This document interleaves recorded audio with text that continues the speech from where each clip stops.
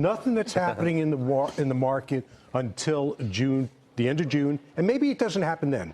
So look, I used to wake up every morning and read the Journal. I still do. Turn on CNBC, and now what I do is I look for tweets. It's ridiculous. You can't manage money that way, and with everything dependent upon the China trade war, and it is a war, it's uninvestable. So I think cash is your best friend here. That you want as much of it as possible. And I believe stocks are going to go lower. There's nothing to get in the way of it. Yeah, it's such you make a good point. It's such a sloppy market, Joe. You know, and Mike Francesa, our friend, tweets out at 7:40 this morning, really the sentiments of Weiss. The market, he says, is quickly becoming less about finding good businesses and more about managing the day's headlines. The same basic thought that Weiss puts forth. It's a sloppy market, and it's difficult to navigate. Oh, absolutely. And you look at short interest on the SPY. Short interest surged from 3 and 4%, where it was back in April, up to 7%, which is the highest level it's been at since 2015. So that's over a 30-day period. Look, the analogy we've always used in the 30 years in the market, it's kind of like the individual right now who's sitting in traffic, and you've got that one person who always thinks they could get out of the traffic faster by switching to all these different lanes, and we're all going to the same place. Stephen's correct. This is a waiting game. This is the time to be incredibly patient as it relates specifically to equities. You have to be very thoughtful in your process. You can't make big decisions. So that's why you can't get the market out of the range that it's in.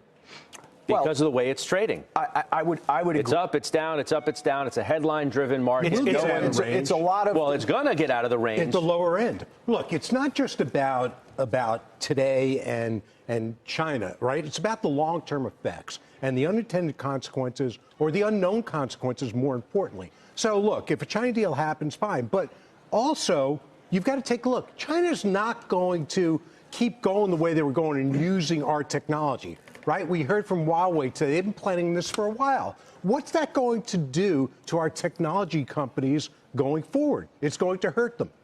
So you're going to have this trade war. It's going to continue. The battle lines are drawn. And then it's exacerbated by the lack of leadership in this country and just animosity that I don't think has hit a crescendo yet between the parties. So none of that makes for healthy investing. It's heightened in the last 24 hours. I think the big part of the decline today has to do with what went on yesterday with basically everyone acting like they were in kindergarten in Washington, D.C.